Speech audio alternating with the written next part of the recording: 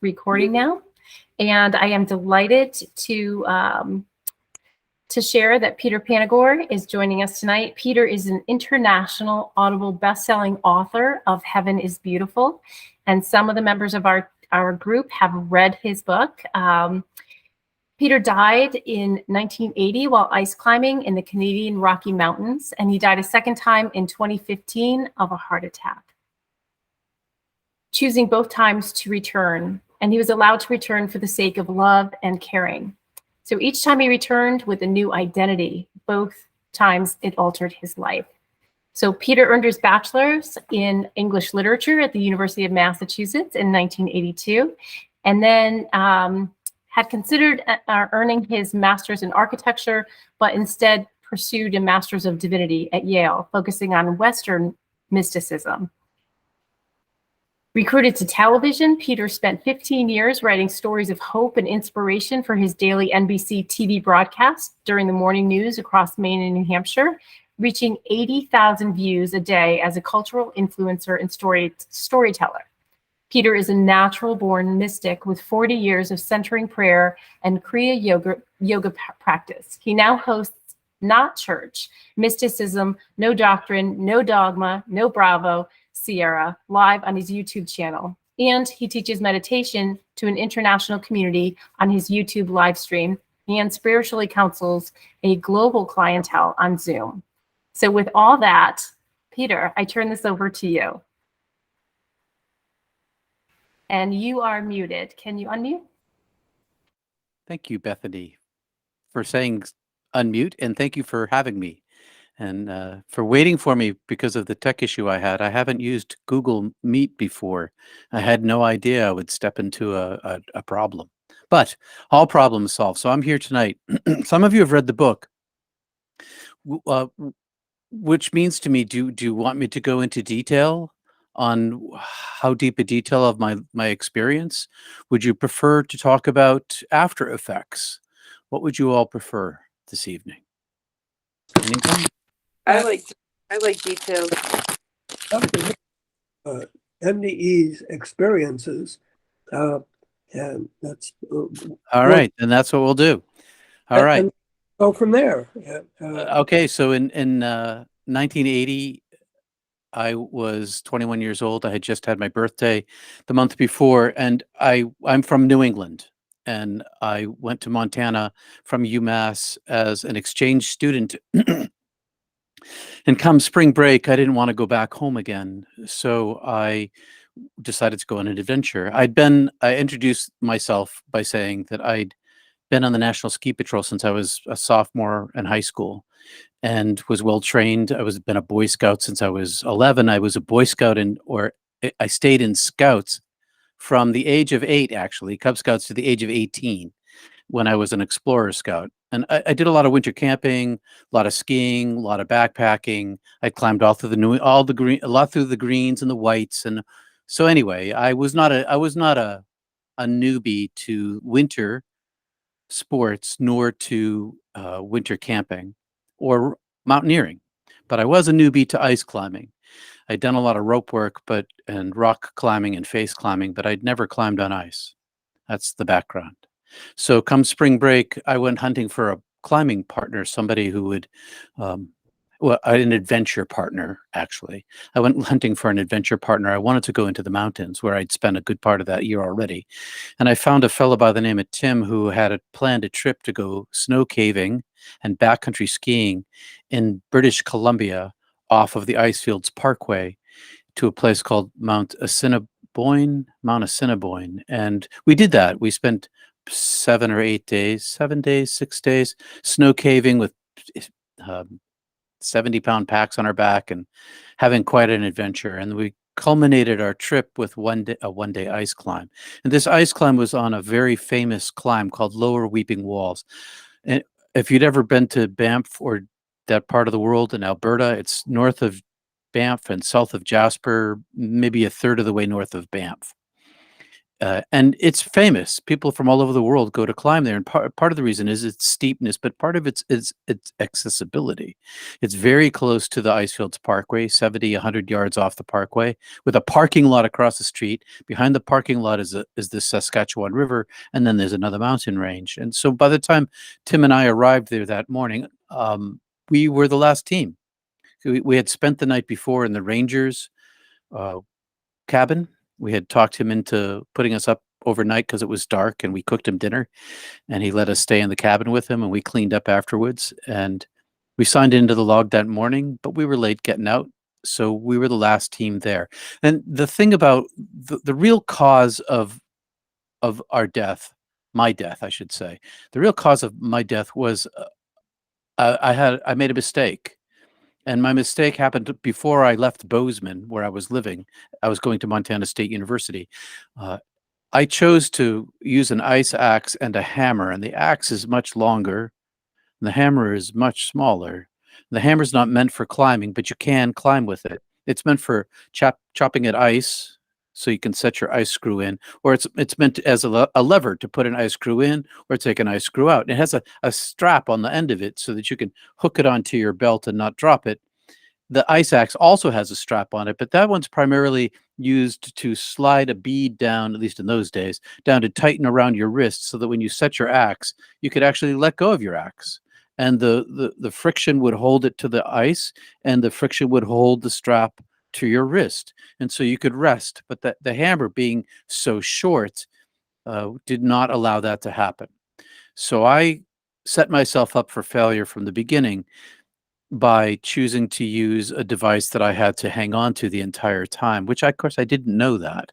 I didn't understand what was going to happen. And I could set the axe, but I couldn't ever let go of it. So it slowed me down significantly, because part of ice climbing is relaxing. You have to rest yourself. I should also say that the biggest part of ice climbing, and technical climbing at all, rope climbing at all, is focus. You have to be where you are when you're there. You can't be dreaming off of other things or thinking of the past or thinking of the future. You have to be completely focused and present to what you're doing, because you're climbing up this very steep thing, and it is dangerous. It's safe if you pay attention. It's not safe if you don't. So Tim was very much a level-headed guy, very capable of paying very strict attention. And I learned this about him the week before when we were snow caving. The same was true for me. I had this capacity for hyperfocus. And so the entire time we were climbing, Tim and I were both very, very much aware of our circumstance. By the time we reached the top, 3 pitches up, 500, 600 feet up, we knew long before we got there that we were in serious trouble, because I kept having to stop and rest. And all the other teams, they kept scrambling up the mountainside, but I was stopping and resting and stopping and resting. And I wasn't a weakling. I wasn't like, because I didn't have any body strength. I'd been working at the mountain. There's a mountain in Bozeman. I'd been working there all winter as a college student on the ski patrol. So I was exercising and fit all the time, doing cross-country skiing and all sorts of stuff. So it was really about my choice of the equipment. And Tim was a certified lead climber, which meant that he had a piece of paper that said that he'd taken a training course and knew what he was doing, and he did. But we both agreed that I could probably make this climb with this hammer, probably. So we're like 21 years old. Oh yeah, we could do this. All right, let's go. So we did. And I made the climb. But the problem was, by the time we reached the top, it was sunset. And we knew this before. We knew that we were going to be late. We knew we were going to arrive at sunset or thereabouts. We were actually trying to push to get to sunset. So we knew a couple hours, 3 hours before the event even really began, that we were in serious trouble. Because unlike backpacking, if you've ever gone on a hike somewhere and the weather turns, it starts to snow or rain, or the fog sets in, or the bugs are bad, whatever it is, you can turn around and go out the trail you came in on, but you can't do that ice climbing. You have to go up, and then you have to come down the rappel route, or you don't come down. That's kind of the way it is. So we had to continue our climb no matter what was going on. So by the time we reached the level of the last rappel, the last pitch, the sun dropped, the temperature dropped simultaneously, and I guess it dropped 30 degrees. I don't really know how far it dropped, but within minutes, it went from a tolerably warm day, and it was March. So there was 10 feet of snow on the ground. And when I say tolerably warm, I mean tolerably warm for Canada and the Rocky Mountains and in March. But the temperature dropped drastically as soon as the sun went down. And ice climbing is a wet sport, so you get damp, you get sweaty, and ice falls down your back. And so we were wet on the inside. And it was the day I was wearing wool long underwear, so I was prepared. But there was no such thing as the super high tech gear we have now.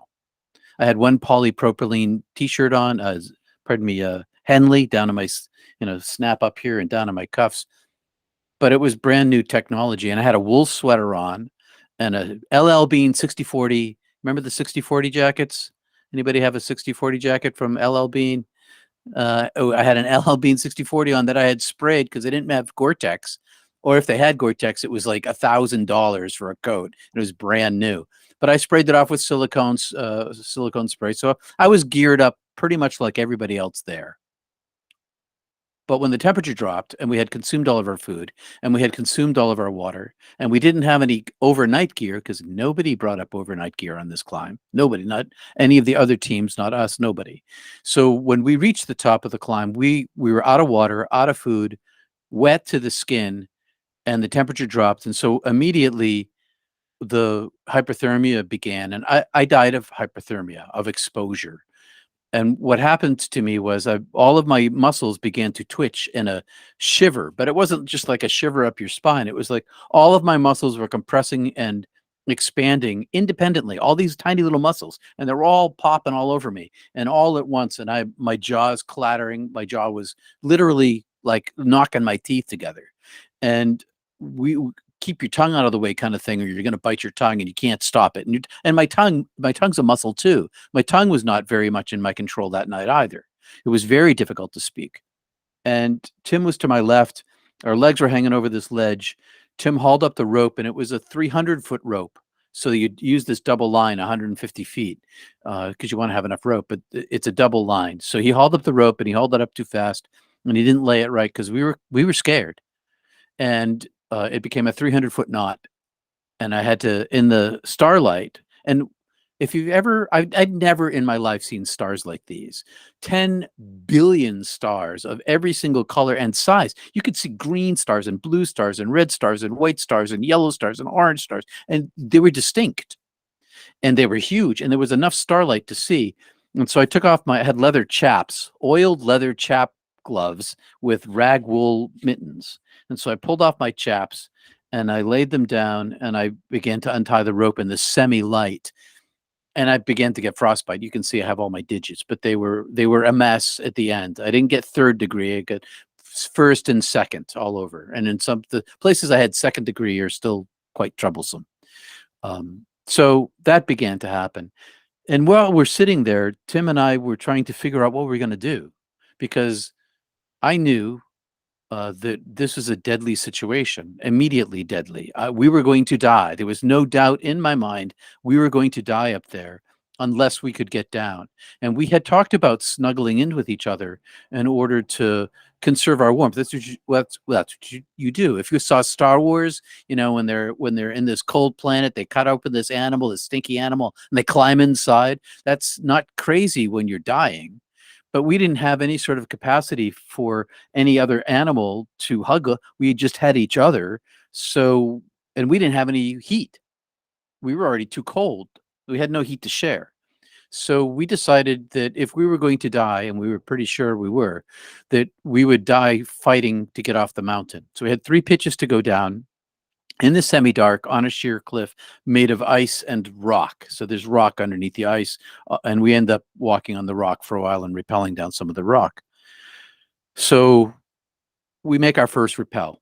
Tim, before we got there, Tim roped up and he tied the rope around his waist, the same 300-foot line, and I tied a length around me, and I put the rest of it over my shoulder, and he led in the semi-dark on this path that was 500 or 600 feet up with a fall to your left and the mountain to the right in the dark. And so we make this traverse very slowly and very carefully.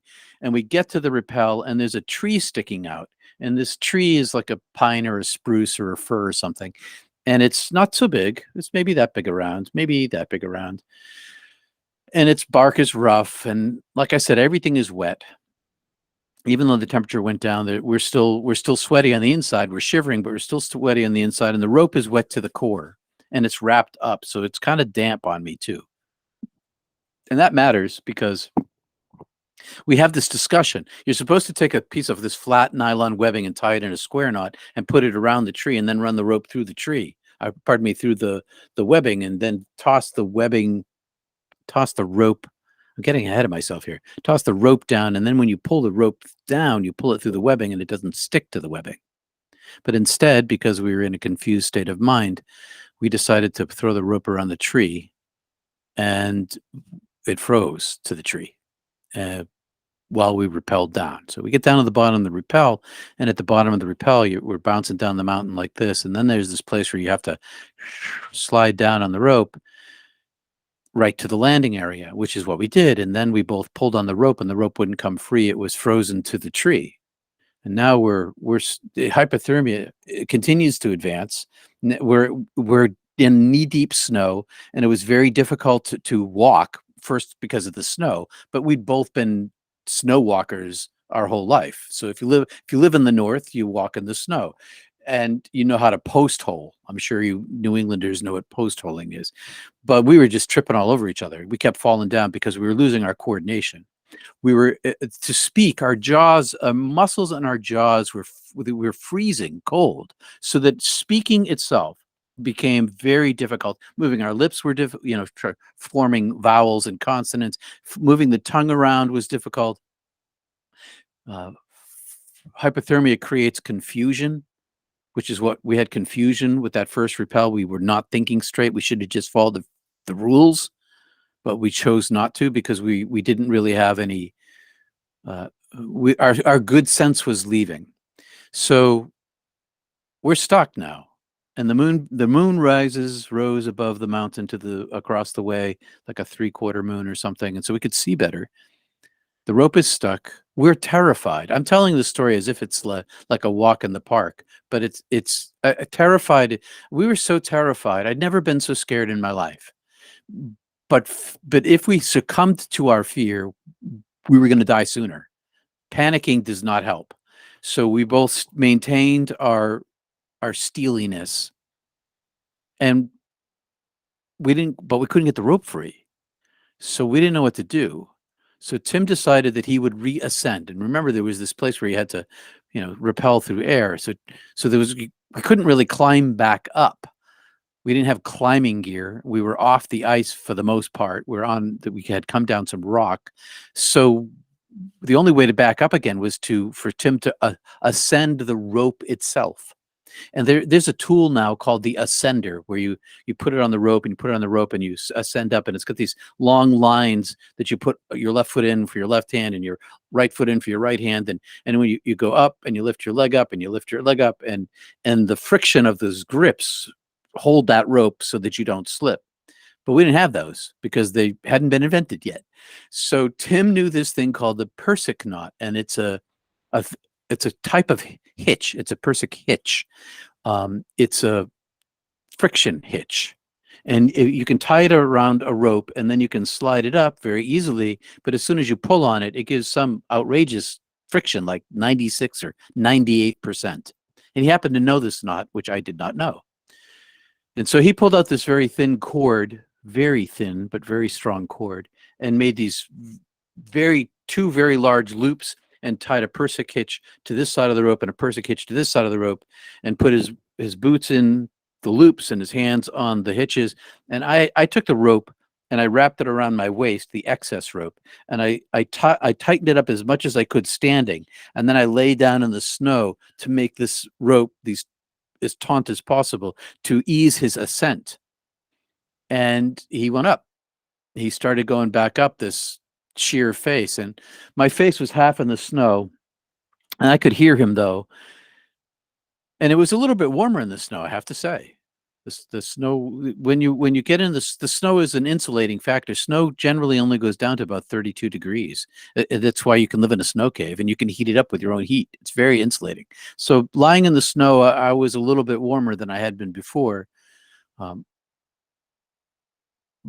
As Tim was ascending, he suddenly yelled, "Falling!" And I kind of tried to roll out of the way, and he fell very quickly and half landed on me and landed in the snow unhurt. I never really understood exactly what happened, but the rope came free. That was the most important thing. Somehow, did his foot get caught in the line and the fall and the jerk snap the ice? Or did it, doing this 1 and 2? I really don't know. And all I know is that the rope came free, and we rejoiced. We pulled down the rope, wrapped that thing up, and then the warden came looking for us. Came down the Icefields Parkway, pulled into the parking lot, flashed his lights because we had signed into the wilderness log, and we didn't come out. This is I don't have any idea what time this is. 9 o'clock at night? I don't know. It's been dark since 4, something like that, or 5. I don't really know. I didn't have a watch on. And he flashed his lights, and we jump up and down and wave our arms, and he flashes his lights, and now we're heartened. Like, oh my God, he knows we're here. So, it gave us courage. So we make the next traverse, rope up again, make this traverse to the next rappel, and we're in this sort of corner, in this inside, in here, and we come down in the shadows off the ice, and then down around this corner onto a ledge. And we're standing on this ledge, and on this ledge is kind of the training spot. There's 2 iron pins with rings epoxied into the mountain with carabiners and that webbing and another carabiner so we could clip in. So now we're safe, relatively speaking. We're not down, but we're not going to fall. So we're relatively safe. Hyperthermia continued to advance. My feet were blocks of ice. I started getting warm. I took the end of the rope. Tim was to my left. I tied it off to my harness. I tossed the other end around with the intent to pull it, and I pulled it, and it jammed immediately somewhere up around the corner in some kind of V. It was laying in this V, and as I pulled it, it jammed really tightly, and I pulled it again, and it just got tighter, and I pulled it again, and then I couldn't even move it. But I hadn't pulled any much slack. And generally, if a rope gets caught in something, you can snap the line. You can create a waveform in the line and kind of pull it out. But I couldn't do that because the way that the line was lying on the edge of like this, it was touching the mountain. So there was no way I could snap around that corner. So now we're really seriously in trouble. We can't go back up the way we came. We don't have climbing gear. It's dark. We can't see. We have crampons on. We don't have climbing shoes. But the warden, seeing us in this position, flashed his lights, thinking that we were safe, and drove away. So now we're completely alone again. Rope stuck. Warden goes away. We're like, oh my God, now what do we do? And we talked about Tim trying to pull on the line with me, but it didn't reach him yet. It hadn't reached him. So we talked about me untying the line and trying to get both of us to hold it, but both our hands are frozen. And so to tie the line in the first place took an incredible amount of care. I had to take off my glove and very carefully lay it down and the other glove, and then try to maneuver my hands to make a knot. And so we decided that if I tried to hand Tim the knot, the rope, either I was going to drop it or he was, and then that was game over. So we decided that the safest thing to do was for me to just keep pulling on the rope. So I just kept pulling on the rope, and hours. So I'm telling this story very fast. I'm leaving out lots of details. This is hours and hours and hours later. This is, I don't know, 3 a.m. I don't have any idea what time it is. It's late, and we're exhausted. No food, no water. Every step that we take drains our energy. I feel my energy going down. We had decided with every single step, every single movement of my arm, we had decided not to speak all night long, because if we spoke, we were afraid we were going to use up our energy. Only speak when necessary. Only move when necessary. Everything was planned. Everything was cautious, because our energy levels were steeply dropping off. But I also had this other thing going on. I had this willpower that I did not know that I had. I felt like I reached inside of my mammalian mind or my reptilian mind, that very, way back in my brain stem from, I don't know, a million years ago, where only survival mattered. And survival became this dominant drive inside me, this willpower to take the next step, to take the next step, to take the next step, instead of giving up, instead of quitting. I had this animalistic, I felt very animalistic survival mode. So that's what was driving me all night long. And it was helping to contain my terror. And and I had enough reason left to keep thinking to myself, don't panic, stay calm, stay focused. But now we're in this terrible situation. The warden drives away, the rope is stuck. I start getting warm. I unzip my coat. I know better. I'm on the ski patrol. I know about hypothermia. I know that that's a stupid thing to do. That's naked people. People who die of hypothermia are sometimes found naked, because they feel like they get hot. And I felt like all of the blood had rushed from all of my extremities into my core.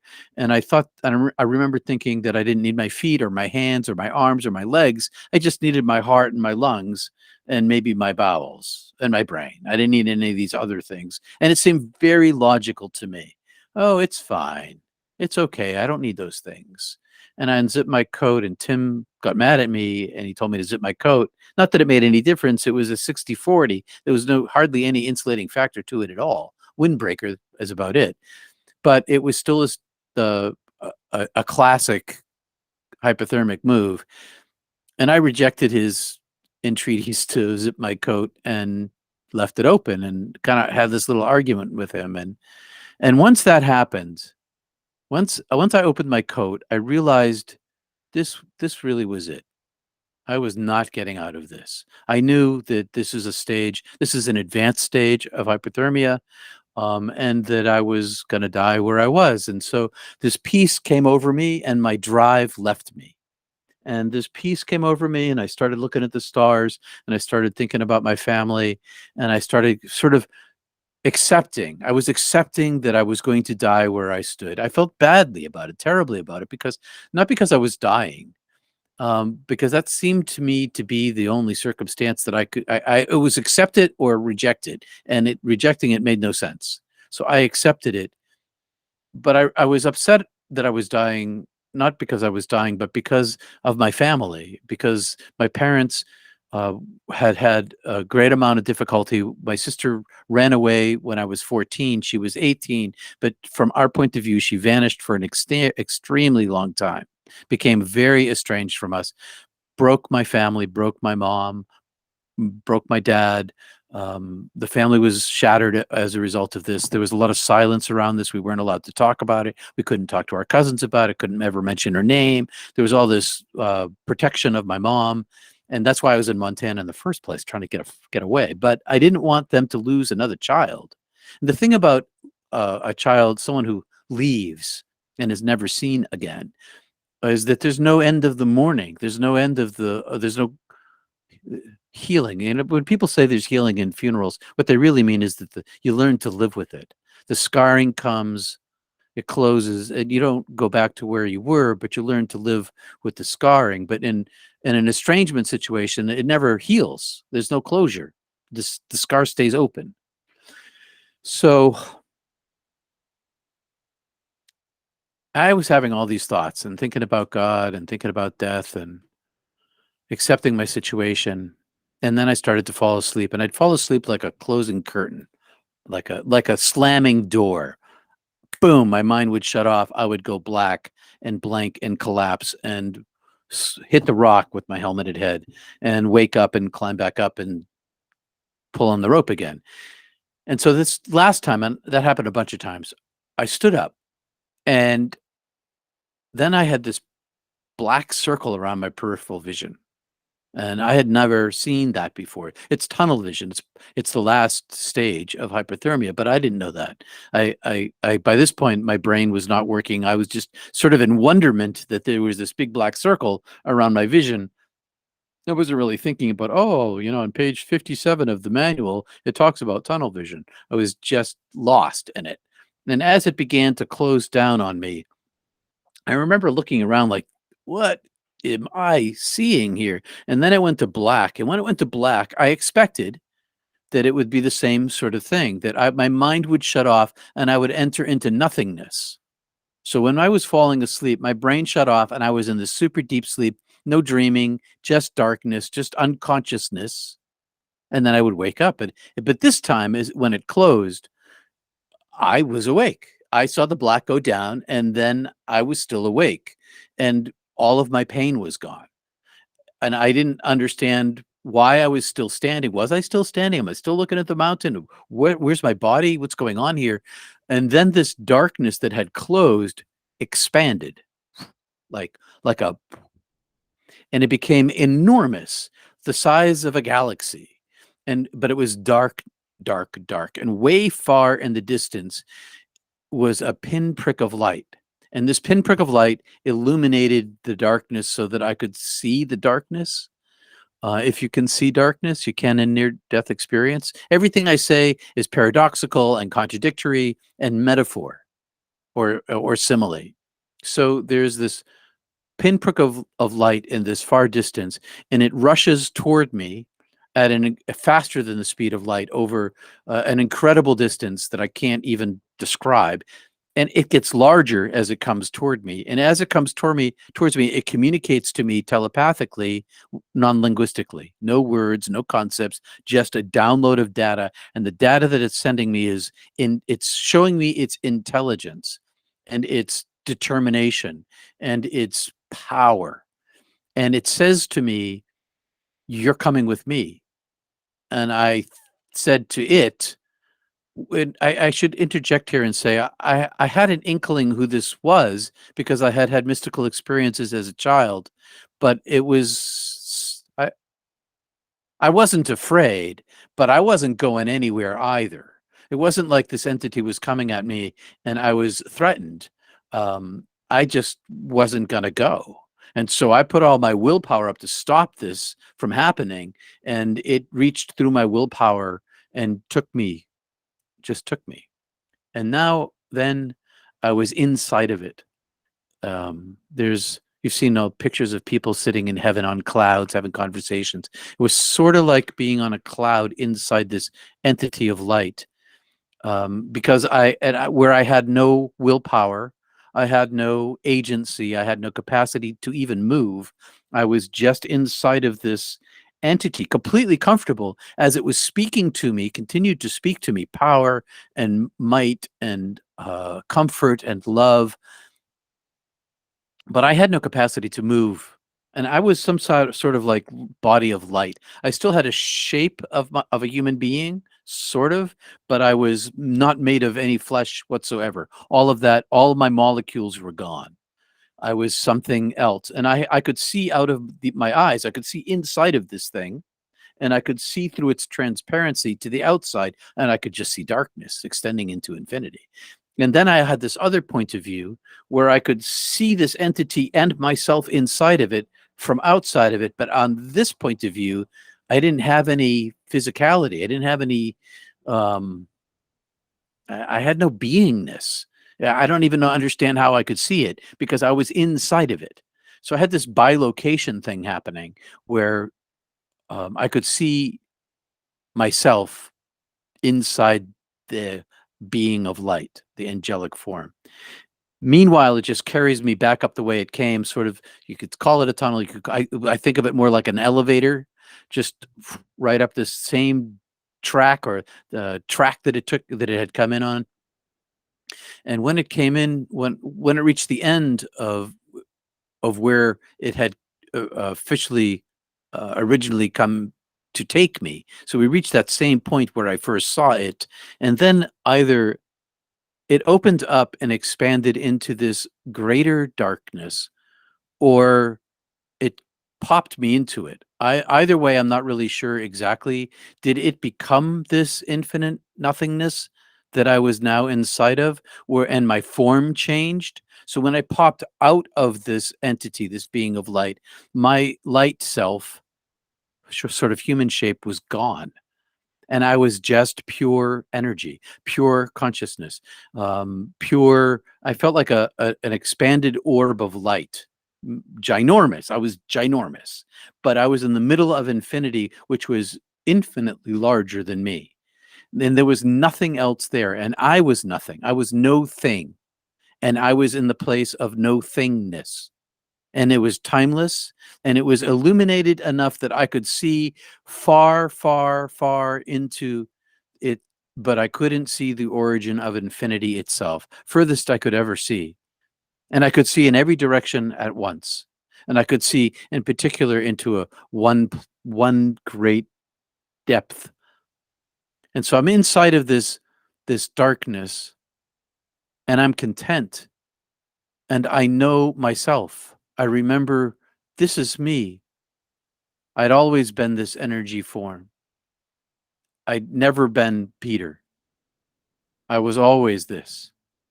Even when I was Peter, I was this. And so I was never really Peter. And I was content and unafraid. And I was totally fine. I didn't really know where I was, except for I knew who I was. And I knew that I was in a place of safety, but I couldn't tell up from down or left from right, because there was no up or down or left or right, no thingness. And as I was there, this light appeared like a waterfall, and it was huge. It wasn't as big as the universe, this universal size of heaven, but it was much, much bigger than me. And it was covered with all of those stars. But there was a 10 million more of them, or a septillion more of them. And there were that many more colors that were all colors I'd never seen before. And simultaneously, they were all one color white. So there was pure white light, and it was bazillions of colors of starlight, and it was solid, like I could just see the surface of it, and it was translucent. I could see into it, and it had a phenomenal depth to it. And then it was transparent. I could see through it to this other tunnel, and it was enormously attractive. And I should add here that I could see in every direction at once. It was as if, it wasn't as if, my thinking was myself, was my seeing. There was no separation between me and my seeing and my sensing and my thinking. They were all one entity. I was one entity. And so this light appears, and it is like a waterfall. And it's the most beautiful thing I'd ever seen. And I'm seduced. It pulls me toward itself, and I willingly, wantingly go to touch it. And as I touch it with myself, my consciousness, it flows inside of me and becomes me and around me. And then all these things happened all at once. Timelessness. And I tell it in a sequence, but who knows? I don't know which came first. So I heard my name called, but not Peter. I heard the origin, the breath of myself being brought into creation, eons and eons and eons ago. And that I saw that Peter was just a temporary vessel that I had lived in, but I had pre-existed, going back through timelessness. And I was also being made simultaneously. I had existed for a long time, and I was being created at the same time. And it was all because my name was being called. I was being given soul life, not physical life, not human life, but my soul itself. I could see that it had an origin, and that the creator created my creatureliness, and my creatureliness wasn't my physical form. My creature, that was in addition to previously when I'd been alive, but in a very small way. My real creatureliness was that I was created as a soul, as a consciousness, as an entity. And I could see the origin of myself the being called into being as a soul, as a consciousness. But I could also see, I saw like a field of a billion zillion photons creating this energy field of the divine consciousness. It still wasn't the origin of infinity, but it was the divine consciousness made up of all of these photons. And it was one, the many and the one. It was a many, many, many photons, bazillions of them, but they were one entity. And I was one of those photons. Only I was a photon separate from the field, connected to the field in this sort of superposition sort of way, but separate from the field and created as an individual of it. And then I could see it. So I was made of light and was connected to all light, but I was also less than all light. And I could see the extent of my soul life as a being called, constantly called into being, that I had lived many lives, and that none of those lives that I had lived were ever me. They were all just little tiny slivers in between the much more massive, like I have a little sliver. I had a little sliver. Oh, I took it out. I had a little sliver in my finger. And it was like that. This little tiny sliver was any of my incarnations, and my hand and my body was my soul, my consciousness. All my incarnations were these teeny, teeny little things. And they weren't really me.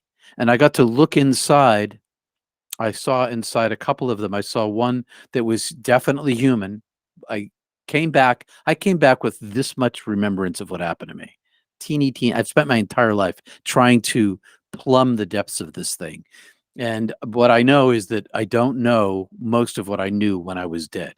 So I could see a human life that I had lived. I could see a life that I had no idea where I was. It was like the divine stuck my head inside the life, and I got to open up my eyes and look around, and then out I was. I came, and the second time I don't even know what it was. It was some other kind of, I don't know, planet. Same Earth in a baby's eyes, or another planet and another galaxy. I have no idea. But what I do know is that I knew at the time that all those lives were being lived simultaneously, because I myself am an eternal soul, and as eternal soul, I always am. And because I always am, all those lives, from my soul point of view, were all at once. Even though there was a sort of a sequence to them, I could see it. There was a sequence to them, but they're all at the same time for me. So I also wanted, no, I'll come to that part after. So while all of this is going on and I'm being told who I am, creature made by creator, I'm being told who I am, I also then experience a hell from Peter. I go through all of the pain that I gave everyone in my entire life. I have this experience. I should back off a little bit and say, I knew that there was no part of me that was not known by the knower, the capital K. I was completely known. I saw my entire existence as being known. But what mattered was the pain that I had caused. And I went through the suffering of all of the pain I caused to everybody from their point of view inside their body while I gave it to them in my life.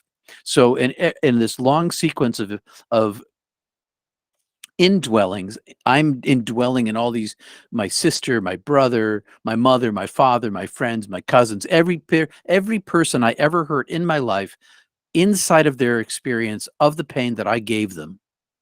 And simultaneous to that, I was inside my former human self, experiencing all the reasons and my emotions that caused me to cause the pain in the first place. And so I had the adrenaline rushes and the anger of the people that I hurt and the pain, and I had my own thing going on over here. And there was this similitude to this. And I saw that all the pain that I gave away, I actually gave to myself. So karmically, I weighted myself down, and I often use the Jacob Marley from A Christmas Carol. These chains I forged in life, link by link. That's kind of what happened to me. Is that all the pain I gave away, I gave to myself, and it turns out that as I went through their pain, with my own justifications and realizations simultaneously seen, I could see that the pain I gave them was so much greater than the pain that I had thought that I'd given them. It was monumentally greater, 10,000 times greater. And I saw all of this, and as I saw this, I felt shame, not because of what I had done, because I also knew that I was beloved. So the voice is telling me that you're beloved. I didn't feel shame. I didn't feel shame for what I had done so much as what the purity of the divine being in comparison to me. So here's this divine being that is only love, showing me my own corruption. And I was ashamed to be in the presence of the light that was powerfully showing me myself.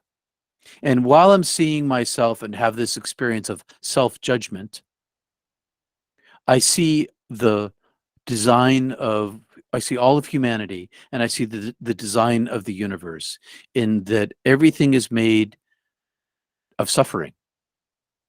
One thing dies, another thing grows. The black holes consume galaxies. I don't know if you saw the news this week with black holes, if you're interested, but apparently there's evidence now that there are black holes birthing stars. So even black holes consume and create, so it seems. But that's true for microbes and for human beings, and that everything is like the Buddha said, all life is suffering. That is just the way it is. If there is no suffering, if there is no pain, then there is no universe. That's why it works, because it is a limitation. And so I saw all of humanity, and I saw all of their sins were of this great equality with mine and with each other. There was no gradation. One is worse than, my hurting my sister was worse than, somebody killing their brother. There was no, the point of view was divine. And so when you look at Earth from the moon, you see it looks like a smooth ball. But if you're standing where I live, or you go out in the ocean out there, you can see Mount Washington is much taller than us. So there's no sort of gradation from where I was. There was only this one experience of human brokenness in comparison, or impurity, or limitedness in comparison to purity and unlimitedness. And so there was this radical equality of human brokenness, which was this great sort of equalizer. So as I was suffering all this pain, and I'm going to interject here and say, if you've ever heard people talk about this kind of thing before with near-death experience, how is it that have you ever asked yourself, how is it that the divine knows everything about everybody? The answer that I saw when I was there was that's because the divine is everybody. I experienced all the pain, and one of my sisters in particular, she was the dominant figure of this love-hate relationship with her. I love her, but you know how it is with kids. But what I could experience was her actual pain. And I could experience her actual pain because the divine was inside of her, is her. And so showed me myself and showed me her simultaneously. And so inside of all of us, I could see also the divine light inside of that experience, because suddenly I could hear. Once the pain was so dominant, but once I began to listen, I could hear the divines speaking my name, calling myself, speaking love to me. I love you. I know you. I've always known you. You're my beloved. I've known everything about you, everything you've done in your life, all of these bad things, all of these hurtful things that you've done, and I love you as you are. I have loved you as you caused that pain. I have never not loved you.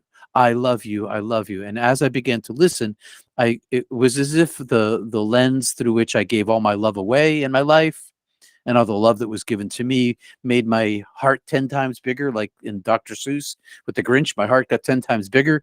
And but it was only because I could suddenly hear the divine being speaking to me, love and beauty and forgiveness. And once I began to listen to this through this lens of love, I was infilled with it. Once I listened to it, everything else went away. All of my suffering, all of my pain, all of my heartache, all of my attachment to my life, everything was gone. And this infilling, it was a cleansing. I call it my purgative fire of divine love. Catherine of Siena, I think that was her, Catherine of Genoa, one of those two. She talks about the purgative fire of divine love. I think it was Genoa. But the purgative fire of divine love, I was cleansed of all the things that were preventing me, that I was preventing myself from accepting the fullness of the divine light. They had to be cleansed from me. I had to let them go. My karma had to be washed. My karma had to be released. I had to just simply listen to the divine love. And when I listened to the divine love, I turned toward it and it expanded inside me, and I expanded with it like a balloon. And I got bigger and bigger with beauty, love, joy, hope, understanding, knowledge, adoration, bliss, paradise, awe, a whole bunch of other words, truth, understanding, but with a slash between each word, a forward slash between each word, because they're all one. They're all made of love and beauty. They were all one thing. They weren't separate. They were oneness. And this oneness of all of those things expanded inside of me until I became almost explosive, annihilated by it. It felt like any more of it would end me as any sort of independent consciousness, which did not matter to me. It stopped before that happened. It wasn't like, I don't want to do that. And that's not, it was, this is the most, it was like giant orgasm of all the orgasms of all the history of humanity, and all the orgasms of all the history of all interplanetary aliens of every galaxy, all mashed into one big O. And it was not anywhere near as blissful as the divine presence expanding inside me. And I identified with it. My identity became it. I still had some self left. I was both at the same time. I'm not sure how to describe this. There was enough of me left that I didn't get annihilated, but there was enough of the divine inside of me that made me, for the rest of, only want that one thing ever since I came back. So I get blown up in this balloon of this oneness of being, and then I get shrunk back down to some kind of smaller size. And after all of that, and in the middle of this, also in the middle of this, I wanted to understand all things about everything in the universe. Like, tell me everything about astronomy, cosmology, biology, plants, animals, microbes, everything. I want to know everything about everything. I want to know how the whole thing's organized. I want to understand the physics, the metaphysics, the macrophysics, the microphysics, the quantum physics. I want to know everything. And in an instant, all of it inside of me, slam, data, understood, knew it all. But the one thing I remember from that is that even though I understood it, it was far greater than I could ever create. I grasped it, but I couldn't ever control it, or I could just understand it. Its power was way far beyond me. And the complexity of the organization of it is, I can't comprehend it in my brain. If someone says to me, God must have a reason, thinking that it must be like a reason that person has, then it doesn't work that way. It's so much greater. It's just infinitely greater. I can't comprehend it here. So this infills me. I have this knowledge, and I say to the divine, "Am I dead?" And the divine says, "Yes, you're dead." I say, "I can't die now." The divine says, "Why?" I say, "Because my sister vanished, my parents are broken, and I get swept across heaven, this darkness. I get pushed or pulled. And let me say here that this heaven in which I was in, this infinite space, was the divine itself. So the divine is present to me. It's next to me. I can't see it. It is everything that's around me. It's speaking to me inside myself. So it's very present to me, and it's also infinitely large. It's both of these things and more. And so it sweeps me through itself to the edge of where our universe is created.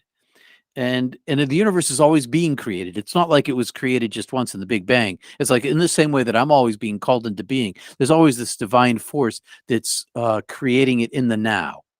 And I saw that. I could see that. I poked my consciousness poked out of heaven into our universe, and I could see all of our universe all at once. And I could see the majesty of the immensity of the divine self inside of our entire universe, and also all these other universes. There were all these other universes previously or simultaneously, and there were many, many, many of them, and the infinite divine was still much greater than all of them. And all through all of these many multiverses, through all of our universe, or through the origin, from the origin of the original self of the divine, of the original goodness, it was pouring out only love, just love pervading everything. Everything is created through the divine self of love and the will of the divine to see itself, to experience itself, to experience limitation. And all of this love is pouring out, and it's overwhelming. It's like this huge wash of love, and the voice with no sound says to me, I love you. I have always loved you. Was, is, and always have. My love for you is this universally upon universe great. And it just flowed right to me as if I was the most particular beloved in all the universe. That's how it felt to me. Except for, meanwhile, my vision focuses on Earth, and I see Earth like a hologram, and I see all people living on it now, 7 billion people. Everybody's alive on it, and I see all of them at once, and they're all doing everything that they're doing. They're in meetings, they're on ships, they're flying in airplanes, babies in wars, and making love and dying, and all killing each other, and everything humans are doing. I could see every one of them, and inside of all of them is this golden light. And this golden light is the same thing that is connected to the divine love that's pouring into me. And as I understand my particular belovedness, like I'm the teacher's pet kind of belovedness, or the special child, but I see simultaneously that everybody is, that there's this equality of belovedness that is both universal and particular. And it's inside of everyone. And there's this big, huge foam covering the earth, and nobody can see this light inside them, which is plain to me. Everybody's going about their daily lives, and nobody sees this golden light of equality inside them, of being beloved. And the voice says, in the way that I love you now, I've always loved you and always will love you. And it's this universe upon universe size of love for every one of us. And that nothing is lost. Nothing is lost. There's only change. There's no loss here. And there's only welcome. The beloved nature of the divine wants itself to be in love. And I could then see my parents' faces, and I could see all of their suffering that was accumulative. And I saw these two parallel experiences. I saw my parents living without me. I die. And I saw this immense amount of suffering. And then I saw them living with me. I come back. And there was still suffering, but it was many measures less. And meanwhile, the voice is saying to me, it's time for you to come home. It's time for you to come home. It's your turn. And yet I'm seeing these things. I'm being presented with knowledge, and I see my parents' parallel lives, and I see their deaths, and I see their transformation into a being of light like me. I see them become like me, and I see that they've always been loved, and that their suffering will end, and that in the wink of an eye, because that's the length of a human life, that's how fast mine was from my point of view, was that it was over that fast, and that they would be well in a moment. If I just waited in heaven, they'd be there. But I could see the suffering that they were that they were going to go through if I were to die. And so I said, do I have to go now? Do I have to stay here? And the voice said, no, you don't have to stay here. But I want you to stay here, but you don't have to stay here.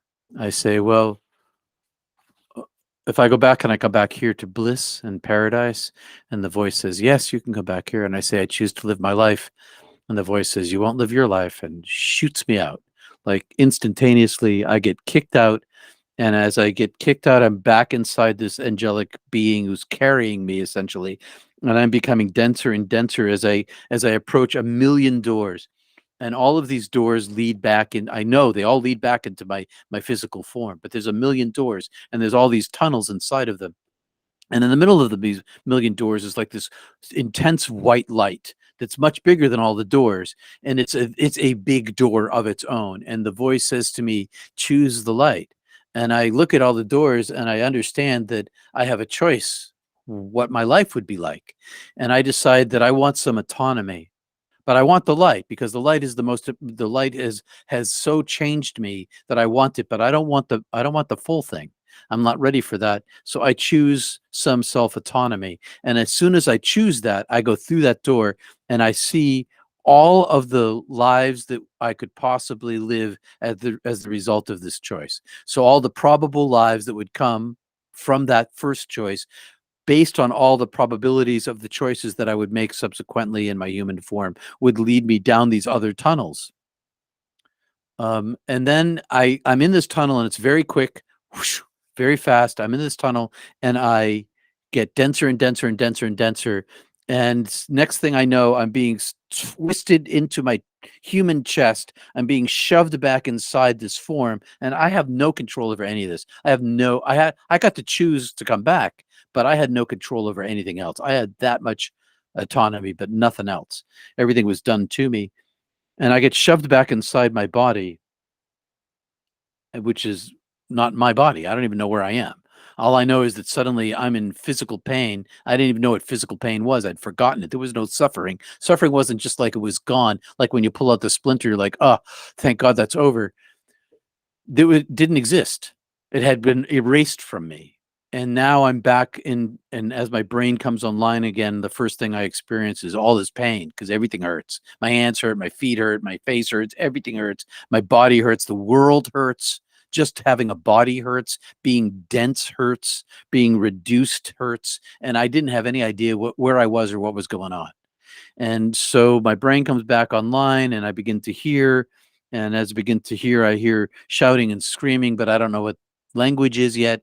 And eventually my brain comes back to language, and I hear Peter, I hear screaming and yelling. I hear screaming and yelling, and I open my eyes, and Peter, you were dead. You were dead. If you die, I was going to die. And Tim is pulling me up, and he's hauling me up, and he's screaming and yelling, and he's crying, and he's joyful, and he's upset, and and I have no idea what's going on.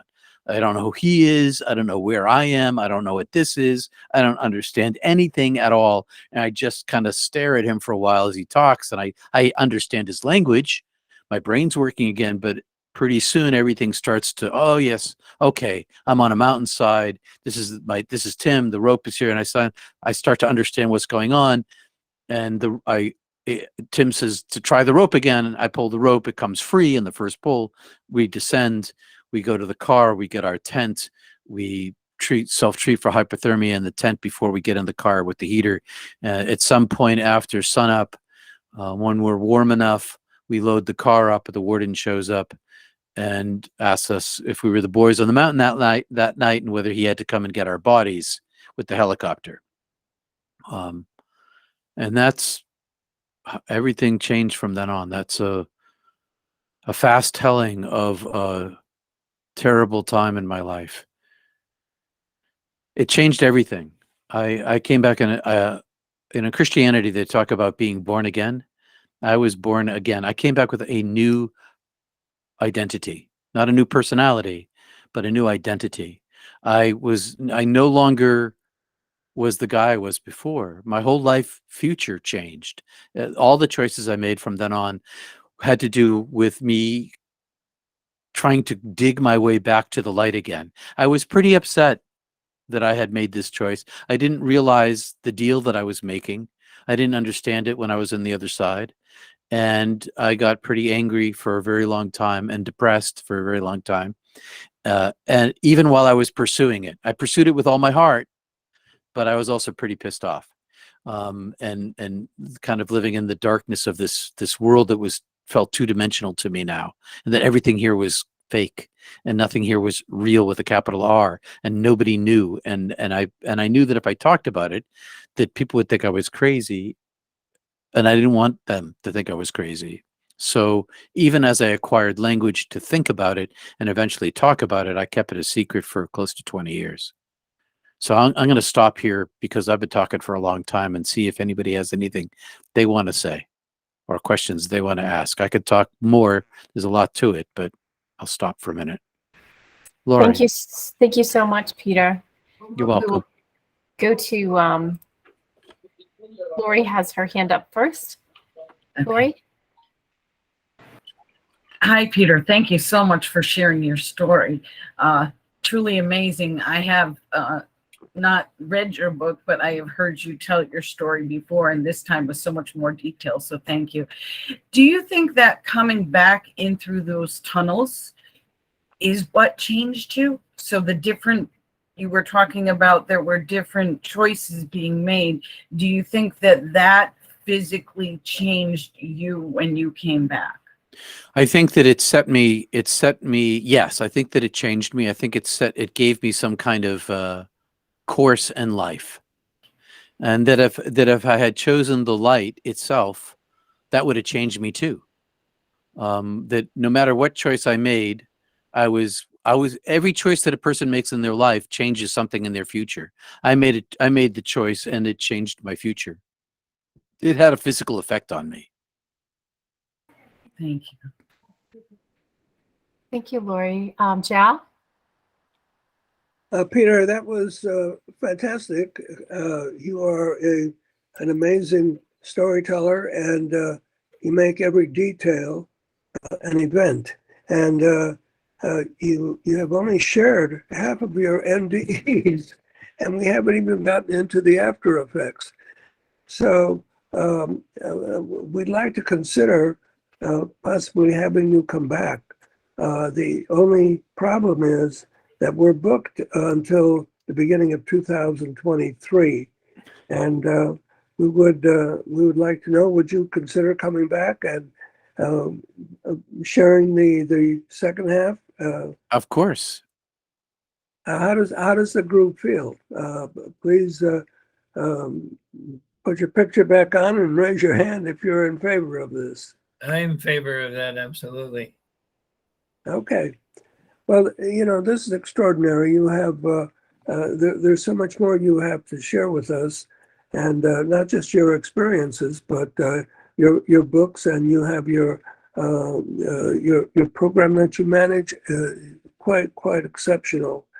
And we thank you so much for sharing this part, and we're waiting for Tina to return, and we'd like to discuss another opportunity with you, if that's agreeable. Sure is. Yes. Well, we're at the end of our time period, 7 to 8:30, and Could we stretch on for a couple of minutes because I was late? say that again. Could we stretch on for a few minutes because I was late? Oh yeah, sure, yeah. I think it's only fair.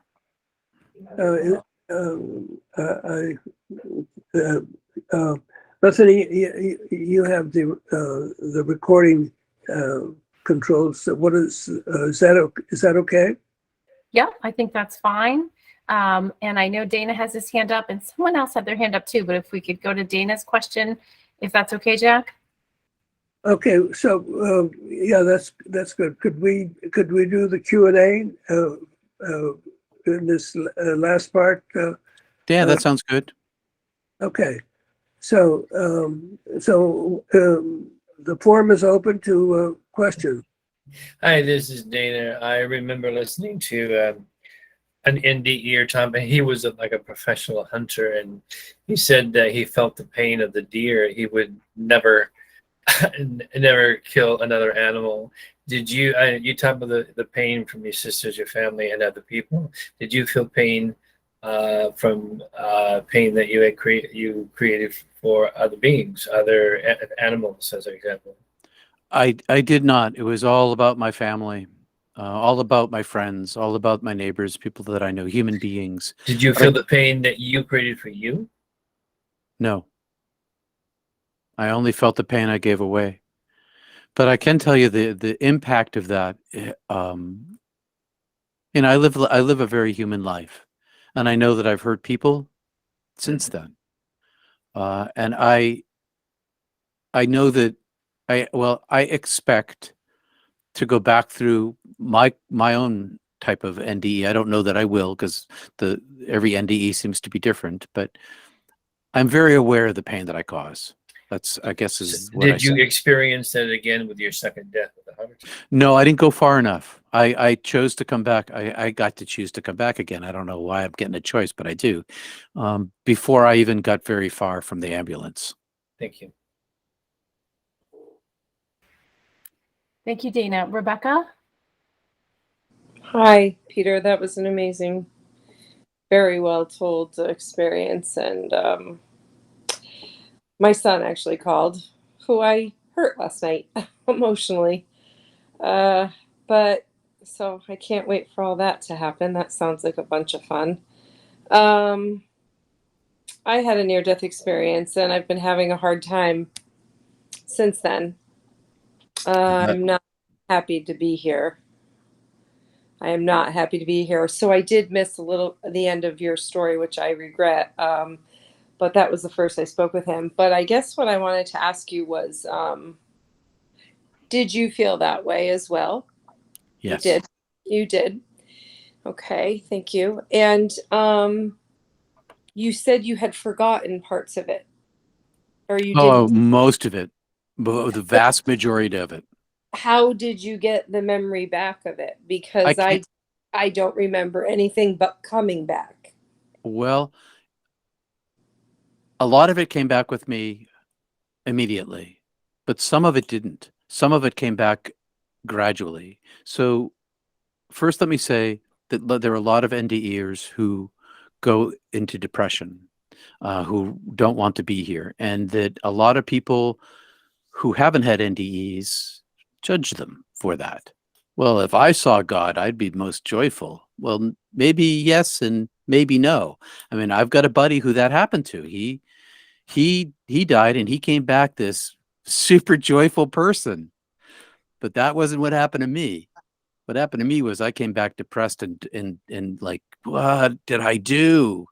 Why am I here? It took a long time to integrate. It takes a long time to integrate. So there's that part of it. You asked another question. I got lost in the depression there. Because I'm having more and more memory of the Oh, feeling memory. of I did not see anything, and I was forewarned by a person who has I don't know what you want to call them, as I do as well. I've had it my whole life. You call them clairvoyant, whatever. People Yep. have a name for everything, but they knew it was coming during my last surgery, and I found this organization because I just was like, there has to be somebody that I can talk to. You can talk to me.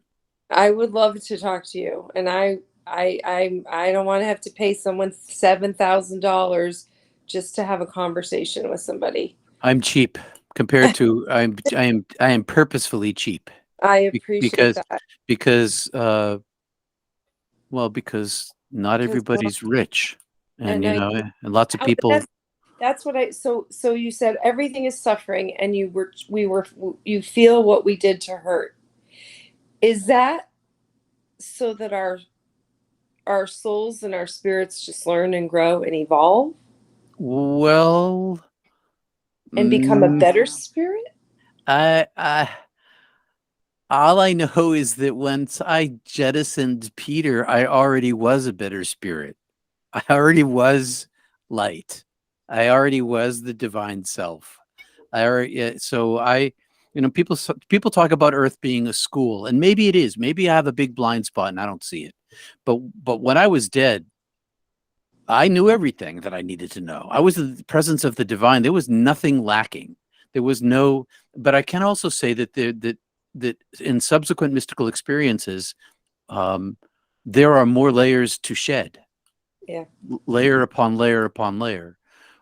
As for remembering, because I don't want to go past that, I found that over my lifetime, as I've been a long-term practitioner of meditation combined with Kriya Yoga and centering prayer and Kriya Yoga, and I find that as I dive deeper into myself, into silence, into emptiness, into the now, I find that eventually it sort of shakes loose some memories.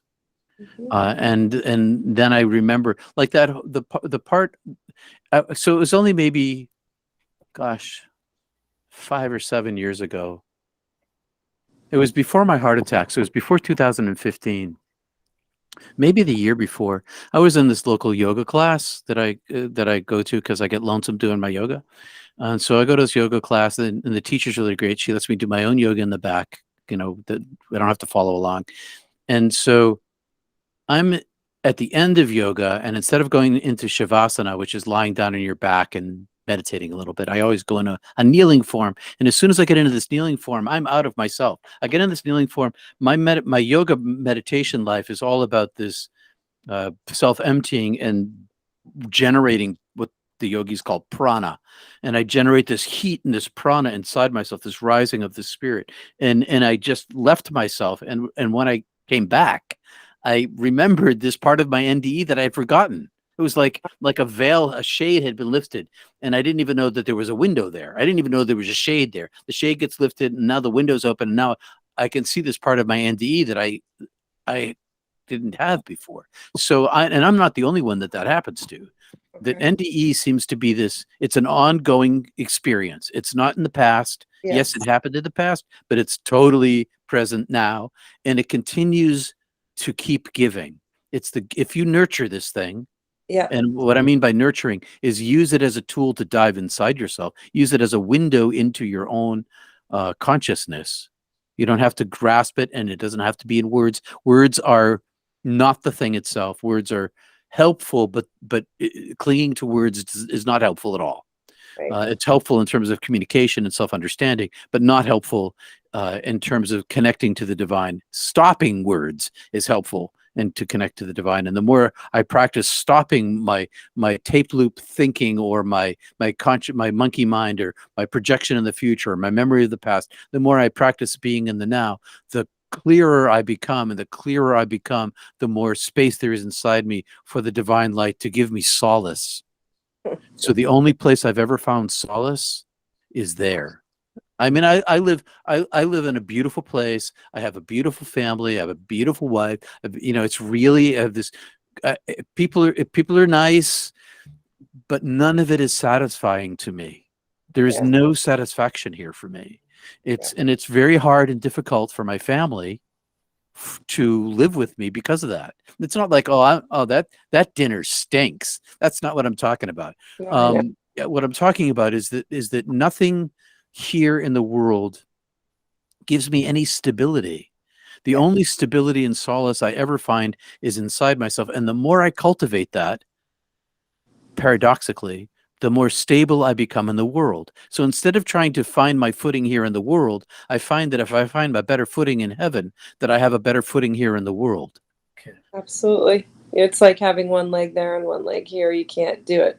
No, and one eye there and one eye here. That's the way it is. And then to hide it, nowadays we're not hiding it anymore.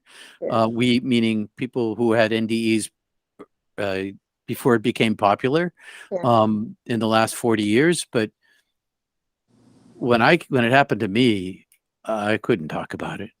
I'm glad that you can talk about it. It should help your integration. Yeah, I'm going to start meditating more. I do it a little bit, not enough. Not enough.